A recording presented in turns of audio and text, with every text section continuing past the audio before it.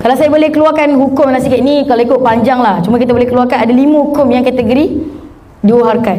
Nama dia, kita keluar lagi satu, mad asli. Lagi, tadi ada kawan sebut mad iwad. Lagi, yes, mad silah qasirah. Sorry saya bagi pendek macam ni. Lagi, cuba try. Okey, mad silah tawilah di sini tuan. Dia kategori 4 atau 5 harakat. Mad silah tawil gitu. Betul. Panjang gitu. Okey. Lagi, ni ada 5. Mad arid li sukun kat sini. Ni kita letak 2, iaitu mad arid li sukun, mad arid li sukun dengan mad lin.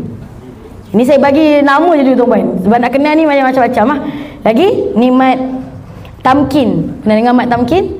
Okey, tak pernah dengar pun dengar lah hari ni. Mad tamkin, mad lazim di sini tuan. Di sini mad lazim. Kat sini dipecah lagi 5. Banyaknya. Kat sini 3, 2, ni dah 2 kan. Ni 3. Hukum yang kategori panjang 2 harakat ada 5. Panjang kategori 4 atau 5 harakat ada 3. 2, 4, 6 ada 2. 6 harakat ada 5.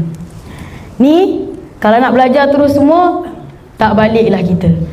Okey. Dah repost belum video ni? Repost lah. Mana tahu orang lain tengok, pahala untuk awak. Repost banyak-banyak tau.